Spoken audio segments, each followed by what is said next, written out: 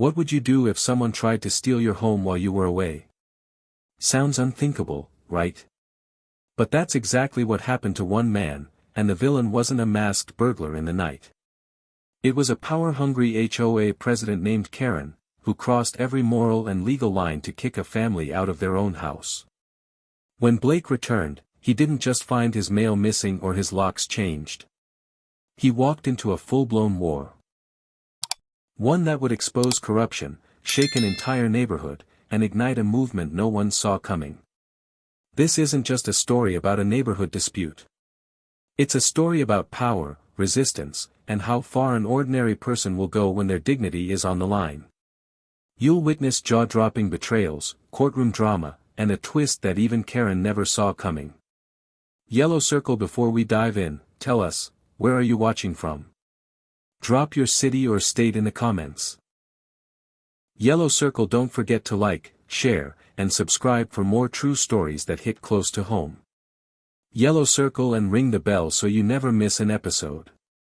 The first sign something was wrong wasn't the noise. It was the smell. Blake Hendris had just returned from a 3-day business trip in Denver. He was tired, jet-lagged, and looking forward to a hot shower and an early night. But as he stepped out of his rideshare onto the quiet cul-de-sac of Maple Ridge Court, a smoky scent hit him, unmistakable. Barbecue. But not just any barbecue, his barbecue. Confused, Blake rolled his suitcase up the driveway of his charming 2-story colonial home. His front door was locked, but music thumped from the backyard like there was a festival happening. When he reached the side gate, he nearly dropped his keys. His backyard had been transformed into a full-blown block party. Folding chairs circled the fire pit. Beer coolers sat half-open, dripping onto his new concrete patio. Someone had strung fairy lights from his pergola. Children he'd never seen before ran through his vegetable garden, crushing tomato vines underfoot. A local DJ, a real one, with a mixing board and portable speakers, stood under a pop-up tent by the koi pond. And in the center of it all, flipping burgers on his grill, stood Karen. Karen Duke, the self-appointed queen bee of the neighborhood, wore oversized sunglasses, a white sun hat, and an expression that said, "You're lucky to be invited." She was 62 years old, twice divorced, and dangerously involved in everyone's business. In her hands was a pair of tongs, not hers. His. When she saw Blake, she didn't flinch. In fact, she smiled. "Oh good, you're home," she said, as if she were the homeowner and he was the guest. "We were wondering if you'd make it to the neighborhood welcome mixer. Just in time for the next round of hot dogs." Blake blinked, stunned. "Karen, what is this? Why are you in my backyard?" Karen turned back to the grill, unfazed. "It's a community gathering. I'm running for the HOA board next month, and I thought it'd be nice to show people what real unity looks like." He glanced around. Unity? These people weren't his friends. Some he'd never met. Some, like Karen, had barely spoken to him since he moved in 6 months ago. Blake's voice remained calm. "Karen, you didn't ask for permission. This is trespassing." Karen's sunglasses came down. Her smile faded. The crowd quieted just enough to notice the tension. "I don't think that's the tone you want to take right now," she said coldly. It was in that moment Blake knew, this wasn't a party. It was a power play. And it was only the beginning. The tension hung in the air like the smoke from the stolen grill. Blake Hendris stood in stunned silence, barely able to comprehend what he was seeing. His own backyard had become the stage for a political circus, with Karen Duke center spotlight, wielding spatulas and subtle threats in equal measure. "Karen," Blake repeated, slower this time, "you didn't have permission to be on my property. You need to leave. Now." Karen let out a dramatic sigh and turned to face the gathering of neighbors like a misunderstood martyr. "Everyone, I'm sorry you had to witness this," she said, her voice trembling with false sincerity. "I tried to bring our community together, but some people just don't believe in hospitality. Blake's jaw clenched. He wasn't about to let her twist the truth, not here, not in his own backyard. This isn't about hospitality. It's about trespassing.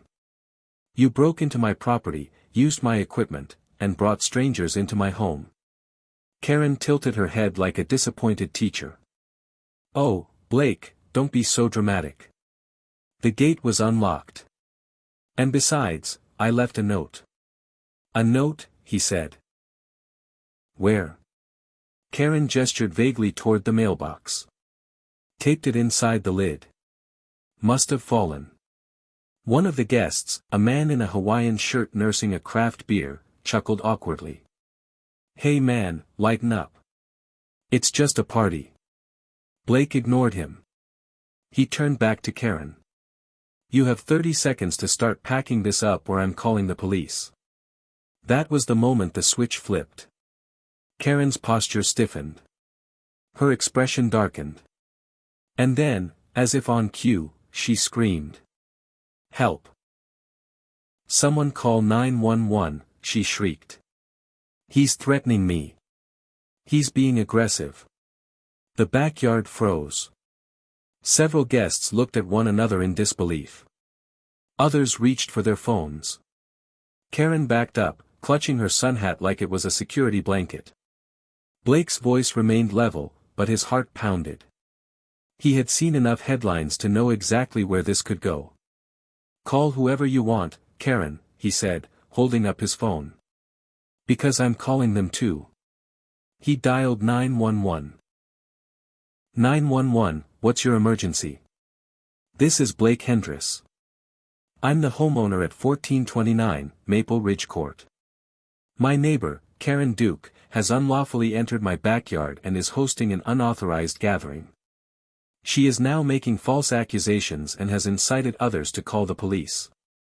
As he spoke, Karen was already dialing on her phone. There's a man, he's angry, he's shouting, she wailed. He's threatening everyone. He's scaring my guests. Blake turned to the crowd. You all are witnesses. You know I haven't raised my voice once. But the seed had been planted. By the time officers arrived, 3 cruisers deep, the story had already begun spinning. Karen rushed toward the arriving officers, tears streaking her cheeks like mascara wore paint. Thank God you're here, she cried. He went crazy. He was yelling, threatening to throw us out. We were just trying to have a peaceful gathering. Blake stood at the other side of the yard, arms crossed, phone still recording. Officer Ramirez and Officer Chen approached cautiously. Sir, we received multiple calls. Can you step over here and explain what happened? Blake handed over his license and his phone. Everything's been recorded. I'm the homeowner. I returned from a business trip to find my neighbor hosting an uninvited event on my property. I asked her to leave. She refused. When I threatened to call law enforcement, she fabricated a story. Ramirez reviewed the footage. The entire confrontation. From the initial greeting to the fake 911 call, was there. Karen's expression shifted the moment the phone screen was turned toward her. Her bravado wavered. Ma'am, Officer Chen said, do you have any evidence you were invited here by the homeowner? Karen hesitated. He wasn't even supposed to be home. He travels during the week. Everyone knows that. That's not an answer, Ramirez replied flatly. A murmur moved through the crowd. Suddenly, no one wanted to be affiliated with Karen's circus. Guests quietly slipped toward the side gate. Folding chairs folded themselves. Music was cut. Karen's hands trembled. This is harassment. I'm on the HOA. I have every right to use shared community space. Blake raised an eyebrow. This is not shared space. This is titled land. My name is on the deed. It was in that moment Karen realized she had overplayed her hand. But she wasn't done. She made one more call. To her brother, Tommy. He arrived 20 minutes later, reeking of beer and belligerence. He stomped into the backyard like a storm in cowboy boots. "Where is he?" he bellowed. "Who thinks they can threaten my sister?" Officer Ramirez moved to intercept. "Sir, you need to calm down." Tommy pointed at Blake. You think you're better than us? This was a friendly neighborhood until you came along." Blake didn't flinch. "You're trespassing." Darius, Blake's younger brother and a district attorney who had arrived minutes earlier, stepped forward. "That's enough," he said, flashing his ID. "This is criminal trespass, false police reporting, and possibly intimidation." Tommy turned pale. By the end of the hour, Karen had been cited for trespassing, her brother had been handcuffed, and the party was over. But Blake knew this wasn't finished. Not by a long shot. This was just the first chapter in a much longer battle. One that would shake the very foundations of their quiet HOA paradise. Blake Hendress thought the worst was over. Karen Duke had been cited, her brother Tommy had been arrested for trespassing and intimidation, and the illegal backyard bash had been shut down. But within 24 hours, it became clear, this wasn't a retreat, it was a regrouping. At exactly 7:45 the next morning, a letter appeared on Blake's porch. No postage. Just tucked under a fake lavender rock Karen often used as decor. The envelope was HOA branded and watermarked, marked urgent, notice of violation. Violation? Blake frowned and opened the letter. "Dear Mr. Hendress, our records indicate a number of ongoing violations on your property, including but not limited to unauthorized vegetable gardening near fence lines, improper color for backyard fencing, unapproved modifications to outdoor lighting. You are hereby required to remedy these issues within 72 hours or face escalating fines as per HOA regulations." It was signed, of course, by Karen Duke, Acting Secretary, Maple Ridge HOA. Blake exhaled slowly. "So, this is how it's going to be," he muttered. He immediately forwarded the letter to Darius. "They're retaliating," Darius said, scrolling through the photos Blake had taken of his yard. "These violations are nonsense. That garden's been there for months, and the lighting was installed by certified contractors." Within hours, 3 more residents messaged Blake privately. Each had received similar letters, oddly, all were residents of color. "Karen's weaponizing the HOA now," Blake said. What followed was a week-long campaign of harassment disguised as bureaucracy. A notice claiming Blake's front yard hydrangeas were non-regulation height. An anonymous tip to animal control alleging Blake was harboring an illegal pet snake, he didn't even own a fish. A bogus energy inspection request claiming his roof panels were suspiciously installed. Blake documented it all. Photos. Recordings. HOA bylaws. He created a cloud folder titled, "Karen Strikes Back." Jessica Ng, a fellow neighbor and paralegal, offered to help. She cross-checked every citation and found none of them held legal merit. "It's a harassment pattern," she said. "I've seen this before, they push until you crack or leave." Blake didn't crack. He hosted a quiet meeting with the targeted residents, 8 families in total. All had similar stories of Karen-related complaints. That night, they formed an informal group, Maple Watch. Their mission was simple: expose misconduct, defend residents, and restore fairness to the HOA. Karen, meanwhile, doubled down. She filed a formal motion to suspend Blake's HOA voting rights, pending investigation. She circulated flyers accusing him of aggression and instability. She even claimed he threatened a minor with legal action, referencing Tommy's teenage son who had screamed profanity at Blake's fence. The smear campaign was relentless, until it hit a wall. Jessica discovered something interesting in the HOA's bylaw filings. Karen had never been formally elected as secretary. She had stepped in after a resignation and had been acting without board ratification. Blake filed a challenge. At the next HOA board meeting, held at the local library, Karen showed up in pearls and rage.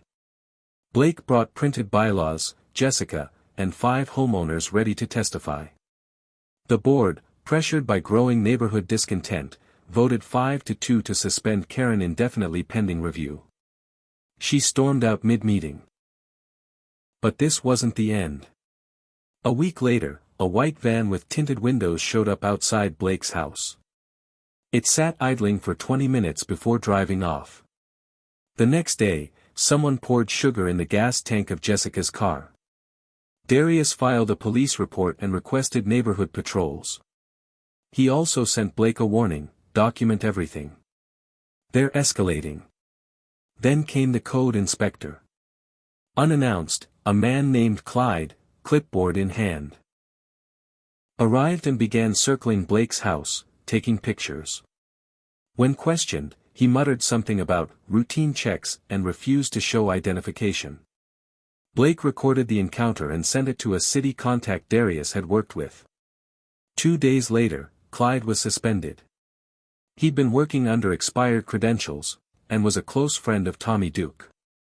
Karen's plan was unraveling, but she had one final, desperate move. She filed a restraining order. In it, she alleged that Blake had harassed and stalked her during HOA meetings, made threatening gestures, and caused her emotional and psychological trauma. The judge, a no-nonsense woman named Alicia Graves, reviewed the footage and documentation. "Ma'am," she said, peering over her glasses, "this is the clearest example of projection I've seen in 15 years on this bench." The motion was denied. Karen was fined for wasting court time. By now, local media had caught wind of the drama. A headline appeared in the Brookline Bulletin: HOA hostilities, racial tensions and rogue governance rock Maple Ridge Court. Blake was interviewed on camera. He kept his tone calm, professional, and solution-oriented.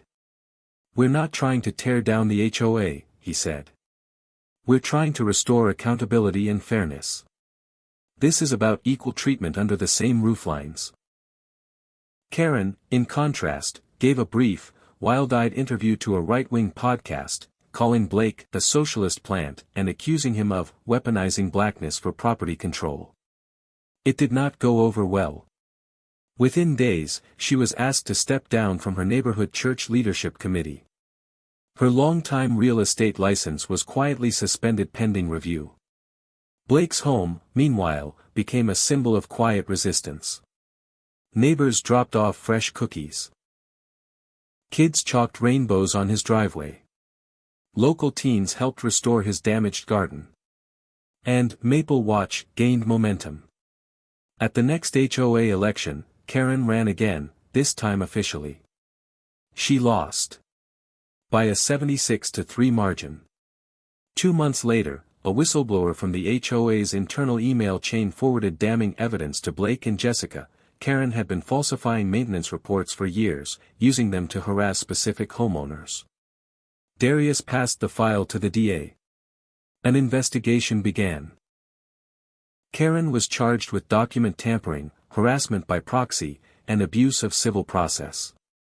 The woman who once threw a party in someone else's yard now faced 6 charges, and a court date. Blake stood on his porch that morning, sipping coffee. He watched a county SUV roll up and an officer step out with a sealed folder. The war with Karen had begun with stolen burgers.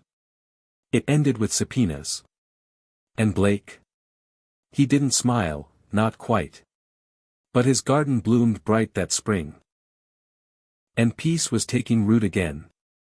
Karen Duke had always operated like a magician, loud gestures in public to distract from what she was really doing behind closed doors. But with Blake Hendress, the curtain had finally been pulled back. And what lay beneath was not just petty tyranny, it was systemic fraud.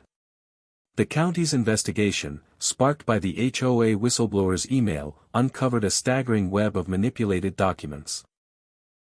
Karen had not only falsified HOA maintenance violations but also submitted forged signatures on budget proposals and redirected funds for community improvements to vendors she had personal relationships with. One of those vendors. A landscaping company run by her niece's boyfriend, which had billed over $42,000 for services that were either never rendered or poorly done. Jessica Ng and Darius compiled everything. Over 200 pages of email records, digital time stamps, suspicious invoices, and a breakdown of HOA disbursements going back 3 fiscal years. Their goal wasn't revenge. It was restoration. When Blake delivered the final packet to the county attorney's office, the assistant DA raised an eyebrow. "You know, most people just move away." Blake smiled. "I believe in staying rooted." Karen's arrest came on a Tuesday morning. A county marshal and 2 plainclothes officers arrived at her house at 8:15 a.m. She opened the door wearing a floral robe and roller-set curls.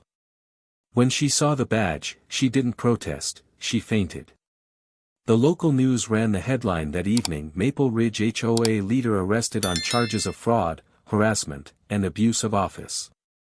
Social media exploded.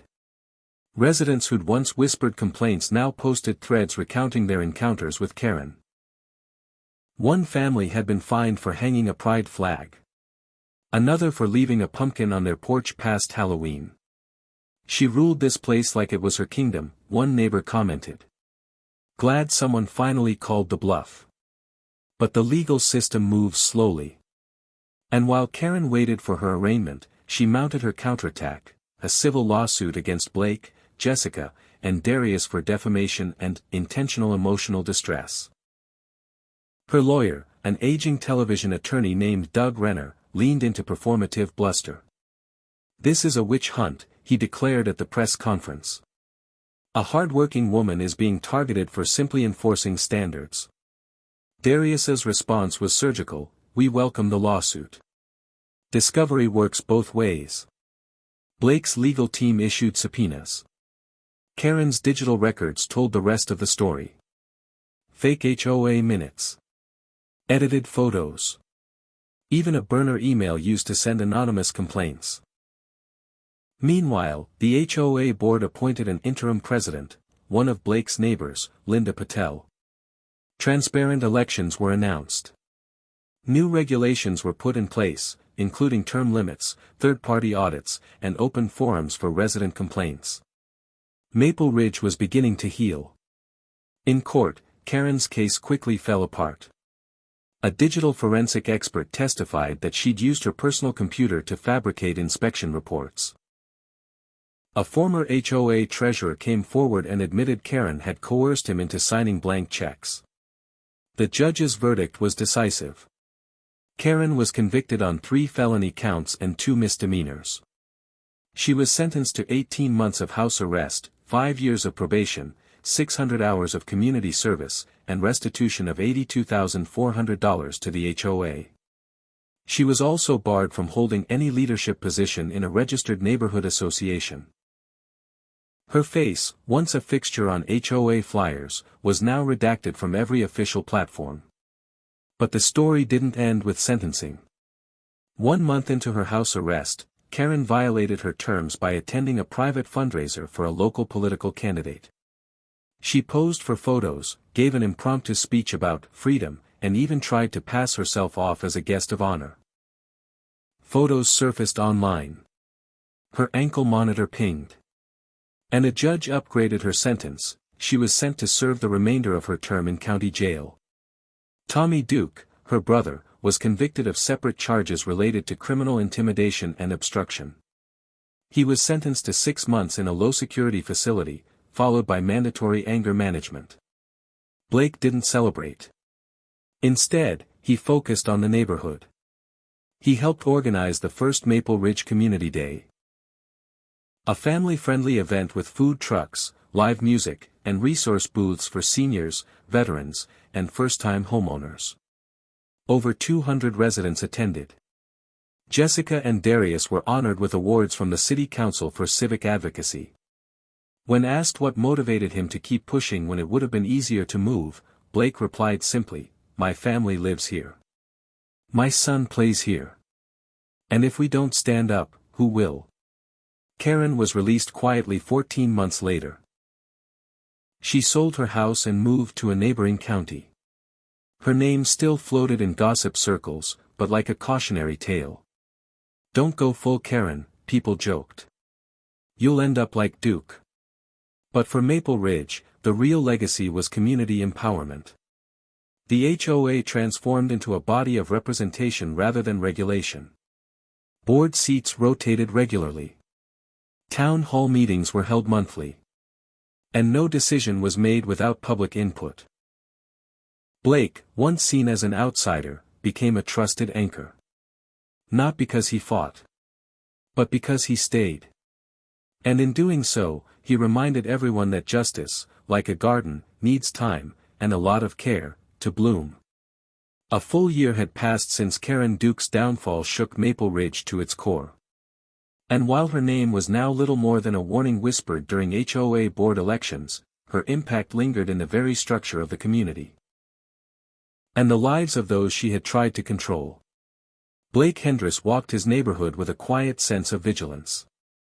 Gone were the days of sideways glances and forced waves.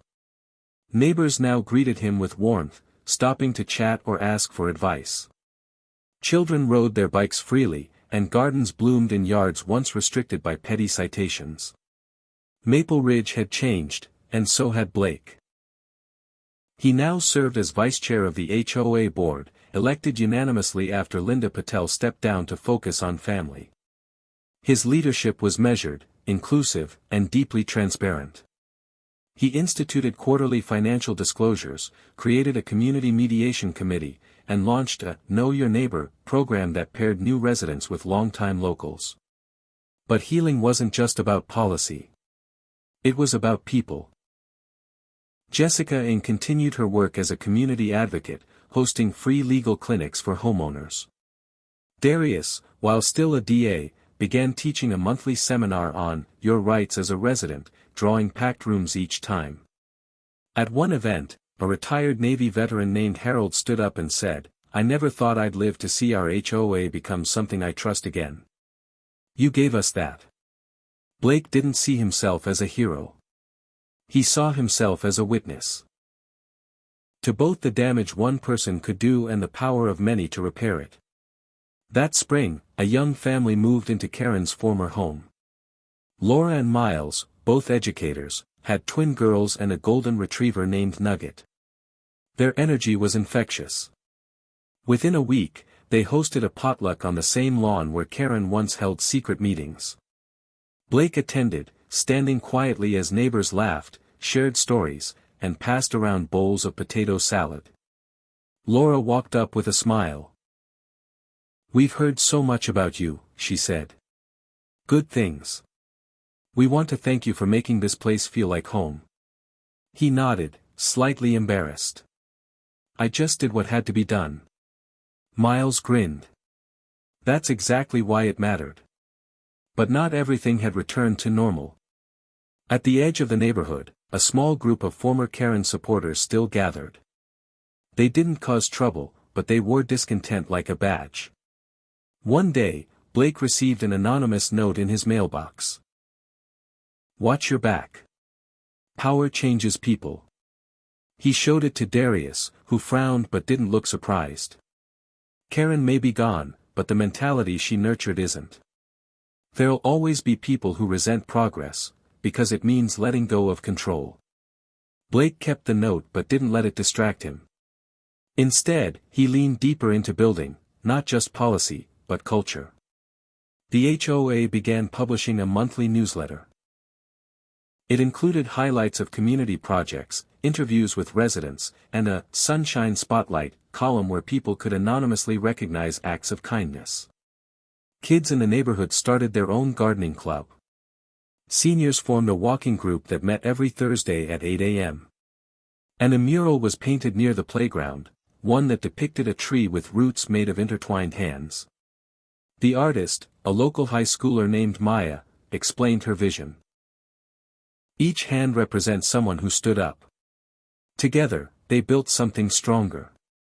Blake's was one of the hands. So was Jessica's. Darius's. Linda's. And even Harold's. One afternoon, Blake received a phone call from an unknown number. "Is this Mr. Hendris?" "Yes. This is Clara Levine. I'm a producer with the public radio program, Voices of Change.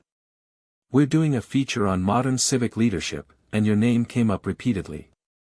We'd love to interview you." Blake hesitated. "I'm not a politician." "We know," Clara said. "That's why we're interested." The interview aired 2 weeks later. Titled "The Quiet Reformer," it became one of the station's most replayed segments. Listeners across the state wrote in with stories of their own HOA battles, neighborhood struggles, and personal victories. One letter read, "Hearing Blake speak gave me hope. I thought I was alone. Turns out, we're all just waiting for someone to plant the first seed." That fall, as golden leaves blanketed the sidewalks of Maple Ridge, Blake stood on his front porch with a steaming mug of tea. Across the street, children giggled as they jumped into a leaf pile. Laura waved from her driveway. The walking group passed by, with Harold calling out, "We expect you next Thursday." Blake smiled and raised his mug. The storm had passed. Not forgotten. But transformed. And in its place grew something enduring. A neighborhood that knew its worth, its strength, and the value of one voice refusing to be silenced. What began as a backyard confrontation between Blake Hendris and Karen Duke had quietly evolved into a local phenomenon, and soon, a national case study in grassroots resilience. 6 months after his Voices of Change interview aired, Blake received another call, this time from the University of Missouri's School of Civic Leadership. Professor Helen Trask invited him to speak on a panel about modern HOA reform movements. "I'm not an expert," Blake replied, almost reflexively. "You are," Professor Trask said. "Because you've lived it." Blake traveled to Columbia in mid-April. There, seated beside lawyers, city officials, and a historian from the ACLU, he told the full story of Maple Ridge. From the stolen barbecue to the smear campaigns, the forged HOA documents to Karen's eventual conviction. The audience sat in stunned silence at times. Others took notes furiously. When he finished, a young man stood and asked, "What made you stay when so many people just leave?" Blake paused. "Because my silence would have been permission." After the panel, the university partnered with Jessica Ng and Darius to develop a publicly accessible toolkit called Home Rule, a resident's guide to HOA accountability. It was downloaded over 11,000 times in the first month. Other communities started reaching out, first in the county, then across the state. Blake received emails from towns in Arizona, suburbs in Texas, retirement villages in Florida. One woman from Nevada wrote, "Our HOA has been run like a cartel for years. I didn't think we had a way out until I read your story. Thank you for showing me a way forward." Maple Ridge itself became a model. Linda Patel and the board created a mentorship network for other HOAs, sharing policy templates, workshop modules, and conflict de-escalation training. They hosted a 3-day summit, Neighbor First, which drew over 200 attendees from 17 states. Blake delivered the keynote. "I'm not here because I had the loudest voice," he said. "I'm here because I used mine when it counted." In Maple Ridge, life thrived. The community garden expanded, with raised beds labeled by family name and QR codes linking to stories about what each family grew and why. Local teens created a digital archive of neighborhood history, interviewing elders, and scanning old photos. The mural near the playground was updated each season with new hands painted by volunteers. One wall became a chalkboard space where children could write what they loved most about their home. Answers ranged from "my dog" to "the lady who gives popsicles" to "we don't fight here anymore." The HOA newsletter became a local publication called The Maple Echo. It featured op-eds, creative writing, and even a crossword puzzle. Its readership grew beyond the neighborhood and was archived in the local library. Blake's favorite section was always the First Bloom column, short, anonymous thank yous written by neighbors to one another. It reminded him that peace was not just the absence of conflict. It was the daily work of kindness. Karen Duke, now living in a distant county, reappeared once, an op-ed in a fringe local blog titled, "I was the victim of HOA cancel culture." It drew a handful of supportive comments. But mostly, it was ignored. Blake didn't respond. Neither did the Maple Ridge board. As Darius said, "We're too busy building something real to get dragged back into fiction." In the summer of that year, Blake received a city award for civic impact. He accepted it quietly, in front of a modest audience. But it was his mother's presence in the front row, eyes wet with pride, that meant more than any plaque. Later that night, sitting on his back porch under a string of lights that once lit a party he never planned, Blake smiled. The grill, the one Karen had commandeered that first day, still worked. He fired it up and made burgers for his son and a few friends from the neighborhood. As laughter echoed into the night, he realized something: the most radical thing you could do in a divided world wasn't to fight louder. It was to stay. To tend. To grow. And because of that, Maple Ridge had bloomed. 3 years after the chaos that once consumed Maple Ridge, Blake Hendris stood beneath the shade of a maturing elm tree near the community center. Around him, children played tag while their parents set up folding tables for the annual Maple Harvest Festival, a tradition born out of the neighborhood's rebirth. The laughter was familiar now. So were the faces. Gone were the whispers of conflict and fear that once trailed every HOA meeting. In their place stood a vibrant, participatory culture where transparency and inclusion weren't just values, they were habits. Blake, now serving as an advisor rather than an officer, watched as a younger generation of board members, led by Maya Flores, the artist who once painted the community mural, confidently managed festival logistics. Maya, now in her 20s and studying urban design, had recently returned from a civic leadership fellowship in Washington, D.C. She approached Blake with a clipboard in one hand and a walkie-talkie clipped to her vest. "You'll be proud," she said, "this year we had 100% homeowner participation in the pre-festival cleanup. Even Harold was out there painting the old picket fence." Blake chuckled. Did he complain the whole time? Only about the color. But he painted it anyway. They shared a warm glance, the kind that doesn't need words to carry decades of meaning. Jessica Ng now ran her own nonprofit, Civic Roots, which helped disenfranchised communities resist abusive HOAs and establish resident-led governance structures. She had teams operating in 6 states. Darius, after years of public service, was nominated to serve as a federal circuit judge, a nomination that sailed through with bipartisan support, thanks in no small part to his handling of the Maple Ridge case. He and Blake remained close. Their weekly coffee meetups had become sacred rituals. Sometimes they talked about city policy or state legislation. Other times, they just laughed about how far they'd come from barbecues and bylaws. As the festival began, children lined up to plant sunflower seeds in biodegradable pots, a tradition Blake had started after the first HOA victory.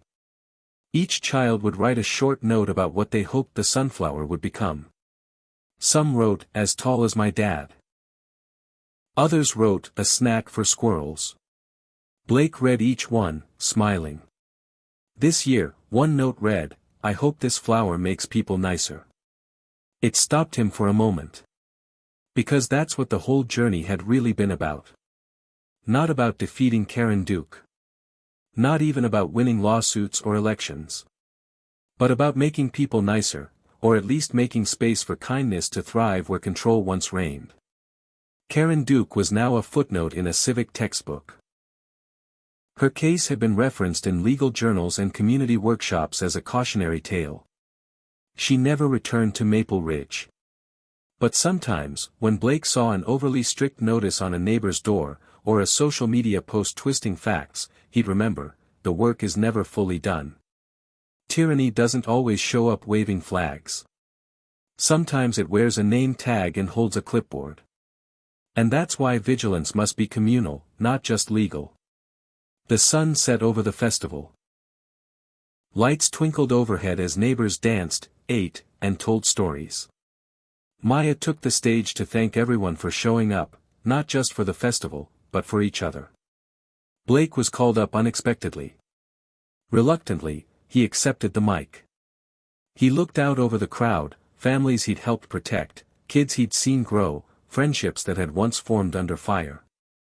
"I don't have a speech," he began. "But I do have a story."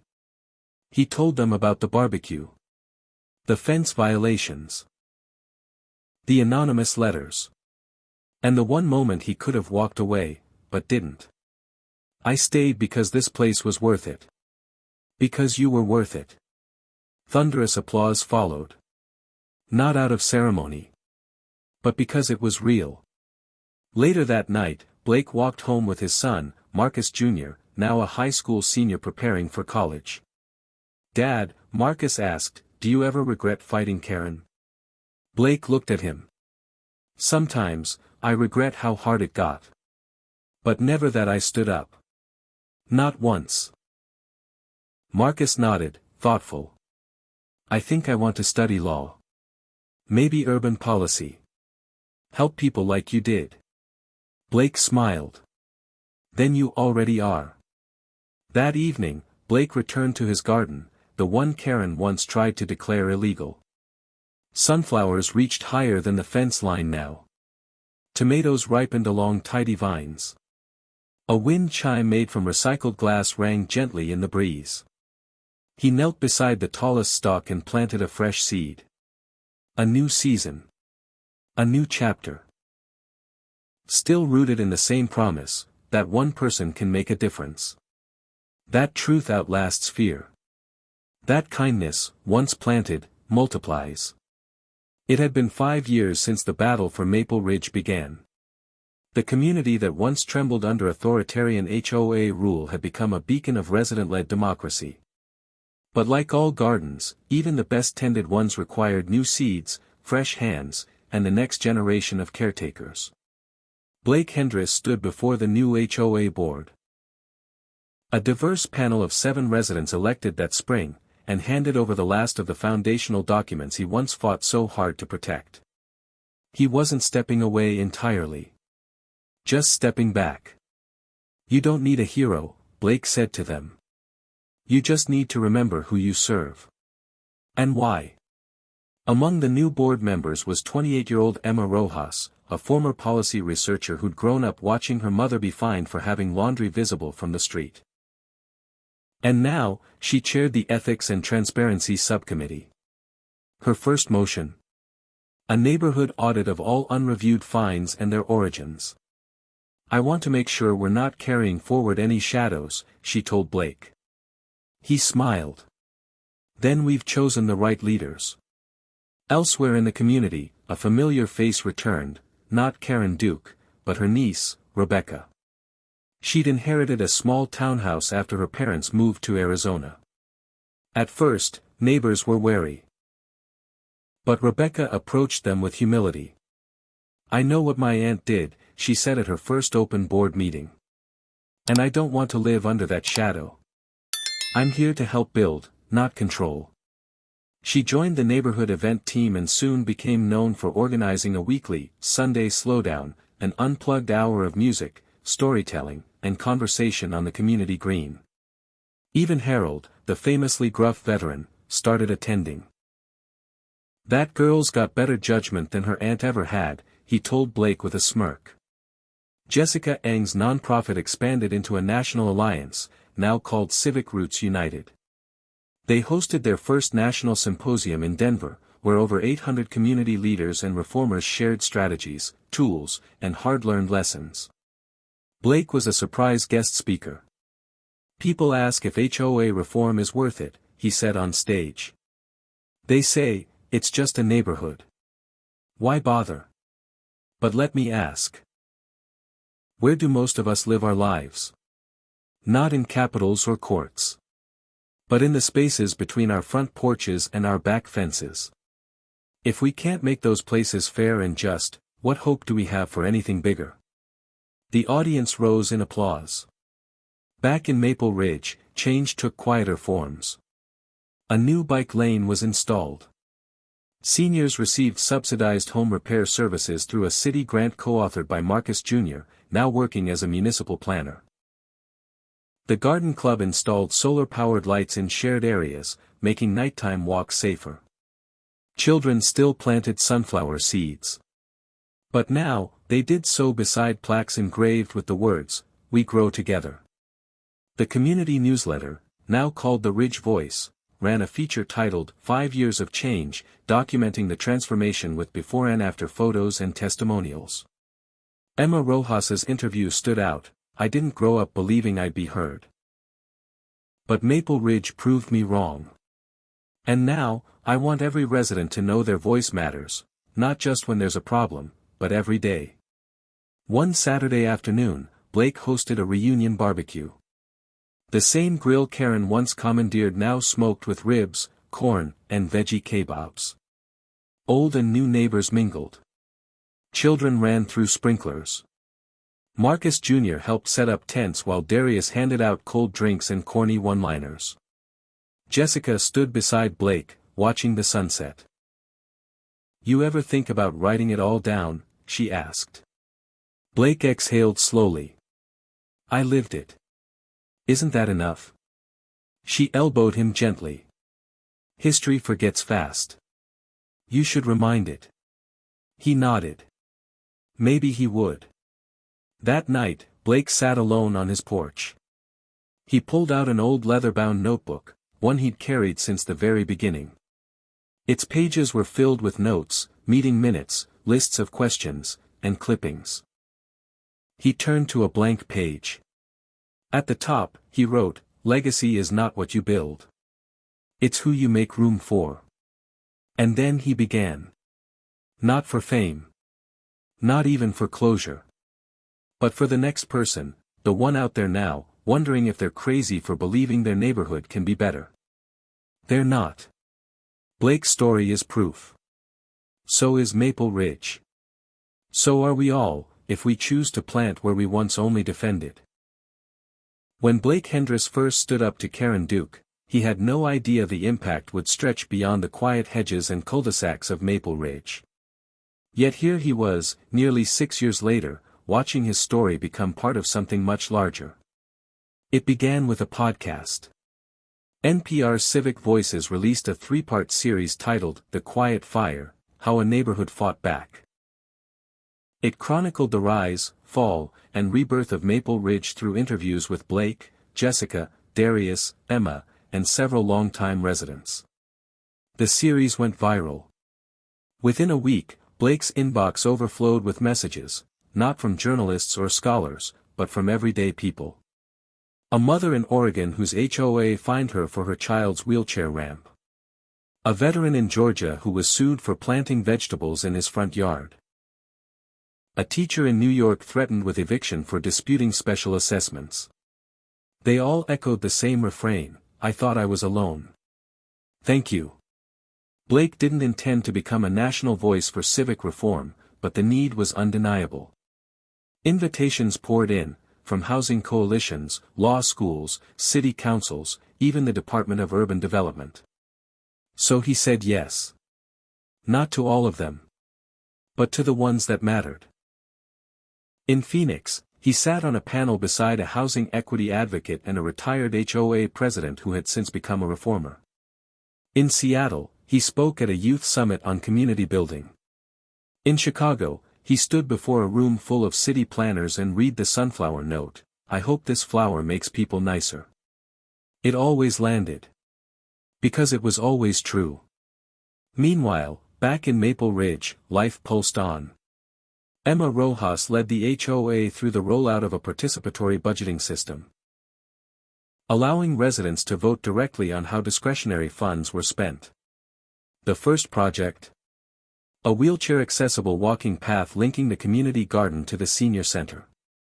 Jessica's nonprofit Civic Roots United launched a national hotline for HOA abuse victims. Darius became a federal judge and regularly cited Maple Ridge in speeches as a testament to how local resilience can rewrite national narratives. And Marcus Jr. Now a city planner, began drafting policy reforms aimed at limiting the unchecked powers of private neighborhood associations. He called it the Maple Standard. One day, a film crew arrived. An Emmy-winning documentarian named Lucia Tran had followed Blake's story since the first podcast. She wanted to turn the saga into a docuseries. "I'm not a TV guy," Blake said. "You're not," Lucia agreed. "That's why it'll work." They filmed for 3 months. Blake reluctantly sat through interviews in his garden, at the community center, and even beside the mural. They followed Emma during budget meetings, captured Jessica in action at a Civic Roots pop-up, and filmed Darius walking the steps of the courthouse where he once filed the motion against Karen. The series, The Garden Rebellion, premiered the following spring. It won 2 Peabody Awards and was picked up by public television across the country. Blake's story had become more than personal. It had become archetypal. But Blake never lost sight of what mattered. He still walked the neighborhood twice a week, checked on elders, helped teens fix their bikes, and brought extra tools to the community shed. One afternoon, he stopped by the mural, now updated again to include handprints of all board members past and present. A boy sat there, watching. "Hi," the boy said. "Are you the guy who fixed the neighborhood?" Blake chuckled. "No. I'm just the guy who said it needed fixing." The boy looked up. "I want to help fix stuff, too." "You already are," Blake said, handing him a paintbrush. The final arc of Maple Ridge's story wasn't one of climax or victory. It was rhythm.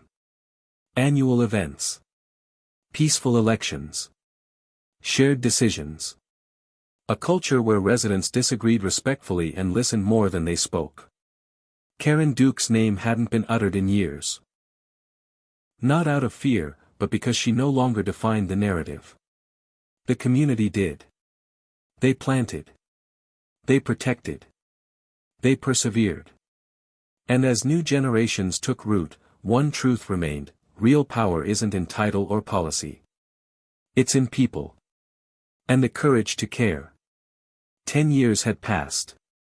The street signs in Maple Ridge looked the same, but everything else felt new, softened by time, shaped by memory, and made fuller by the lives that filled it. Blake Hendris now walked a little slower.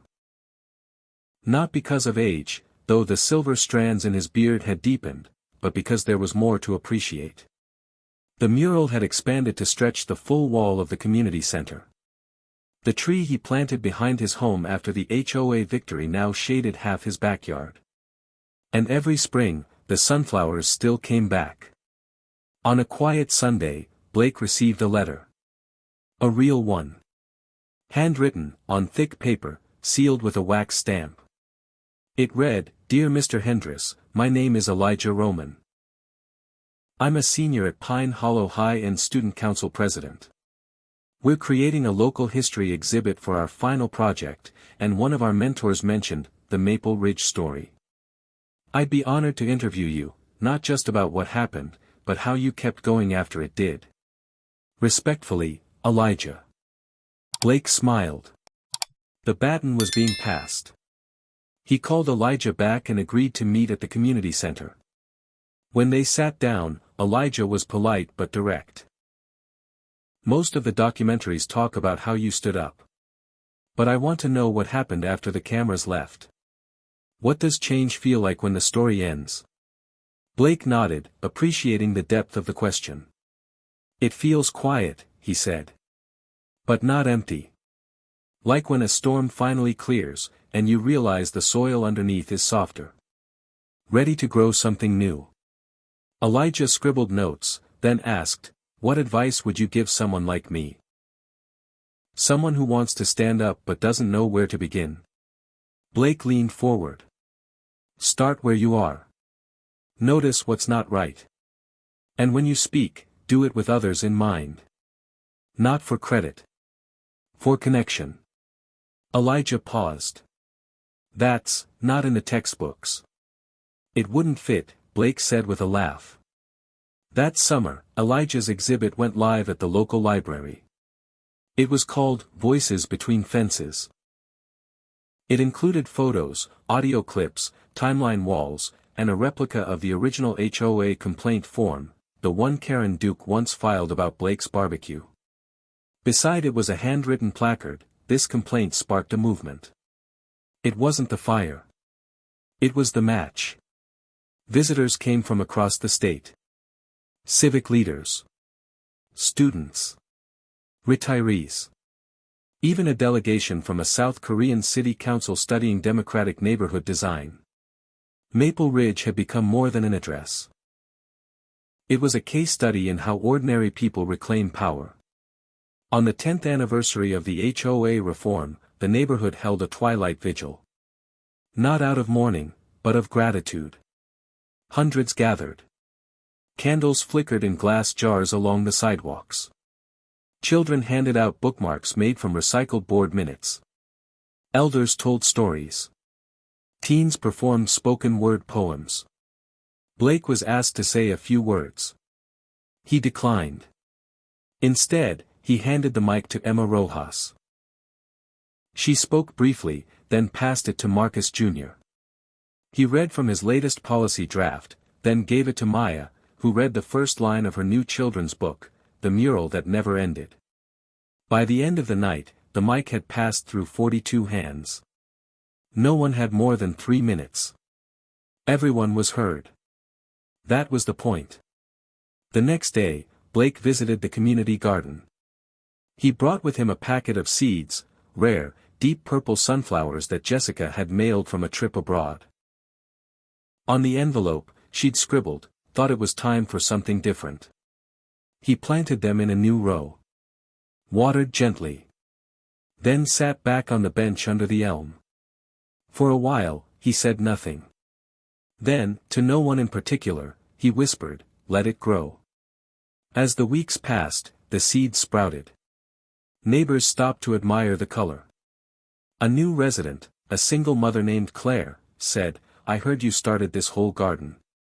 Blake shook his head. "I just made space for it." She smiled. "I think that's the same thing." The story of Maple Ridge didn't end with Part 10. It didn't end with Blake's speeches or Karen's downfall or any one moment. Because it was never about moments. It was about momentum. And the people who chose, again and again, to walk toward something better. Not loudly. Not perfectly. But together. In every neighborhood, beneath the picket fences and well-trimmed lawns, lies something deeper. A quiet battle for dignity, fairness, and the right to feel at home. The story of Blake Hendris and Maple Ridge is not just about a corrupt HOA president or a petty act of revenge. It's about what happens when one person decides that silence is no longer an option. It's a reminder that injustice doesn't always come from distant governments or dramatic events. Sometimes, it knocks on your door in the form of rules weaponized, power misused, and neighbors forgotten. Blake's journey teaches us that true leadership isn't loud. It's steady. It's the courage to stand your ground when it would be easier to walk away. It's choosing connection over control, compassion over compliance, and community over convenience. In a world that often celebrates individualism, this story brings us back to something timeless: we are stronger when we stand for each other. For adults and seniors especially, this is a reminder that your voice still matters. Your experience, your insight, your sense of fairness, these are anchors in a time of change. Even when systems feel rigged or voices go unheard, you can still shape what surrounds you. Whether you're planting sunflowers or policy, your actions ripple farther than you know. And maybe the biggest lesson is this: change doesn't come in a flash. It comes in moments. In meetings you didn't want to attend. In conversations you didn't expect. In standing firm when someone tries to move your family out of what you've built. The seed of justice is ordinary. But when nurtured with love and determination, it grows extraordinary. Let this story remind us all: we are never too old, too small, or too late to make a difference. The world changes because ordinary people choose to care, again and again. Bell if this story touched something in you, don't just scroll on. Right arrow tap like to show your support. Right arrow subscribe for more powerful, real-life stories that inspire and empower. Right arrow and most importantly, hit the bell icon so you never miss a story that just might change your life, or someone else's. Let's build a community where stories matter. Because your story might be the next one that changes everything.